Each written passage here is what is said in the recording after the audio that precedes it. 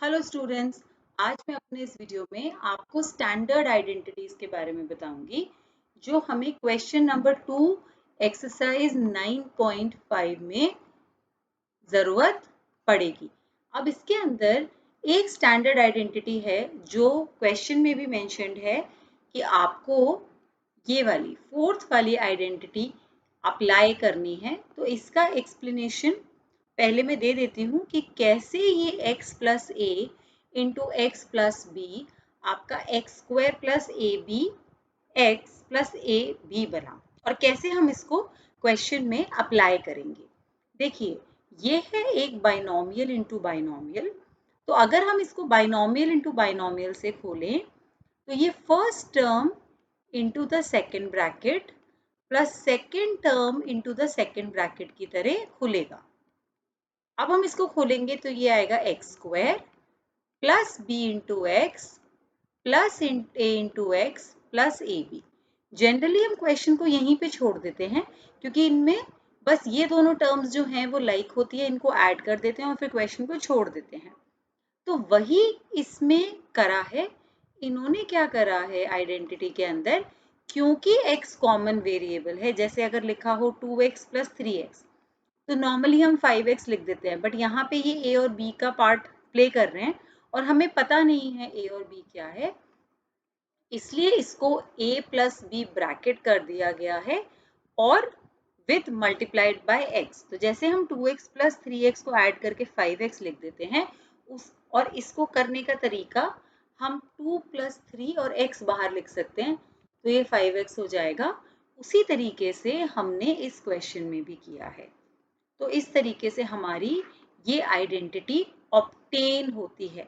अब इसकी मदद से हम क्वेश्चन नंबर 2 एक्सरसाइज 9.5 का सॉल्व करते हैं। आइए अब इस आइडेंटिटी का पार्ट 7 सॉल्व करने में यूज करते हैं। क्वेश्चन नंबर 2 का 7th पार्ट इस आइडेंटिटी से करने की कोशिश करते हैं।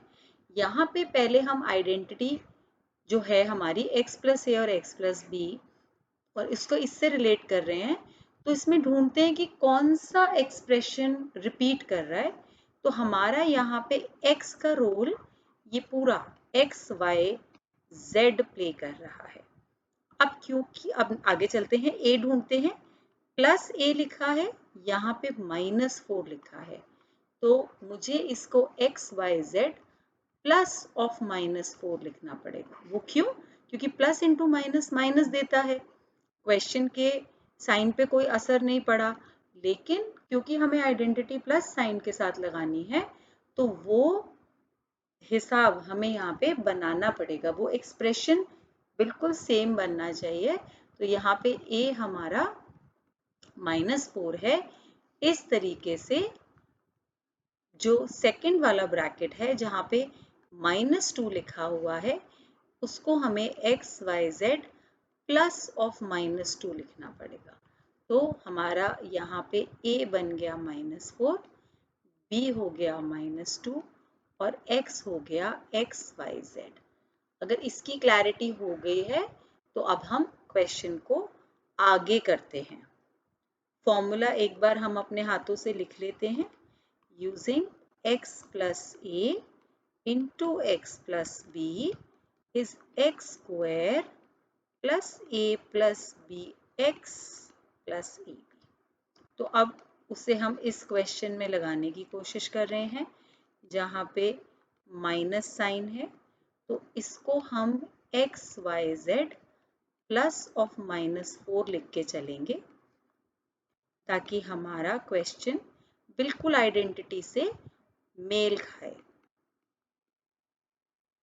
अब पहले नंबर का होल स्क्वायर, तो ये हो जाएगा X Y Z whole square. अब ये a है, ये b है, तो a प्लस बी, ये a प्लस बी में मैं रफ में करके दिखाती हूँ, ये आएगा प्लस में, तो प्लस इंटू माइनस आपका माइनस हो जाएगा। तो आप डायरेक्टली -4 -2 लिख सकते हैं इंटू एक्स, एक्स यहाँ पे एक्स वाई जेड रिप्रेजेंट कर रहा है, प्लस -4 इंटू -2। अब इसको खोलेंगे तो ये X square Y square Z square, और ये हो गया -4 और -2 ऐड होके होता है -6, और माइनस इंटू प्लस माइनस आता है तो इसलिए ये -6xyz। अब ये -4 इंटू -2 +8, और +8 इंटू प्लस इज प्लस। तो इस तरीके से हमारा ये आंसर आ गया।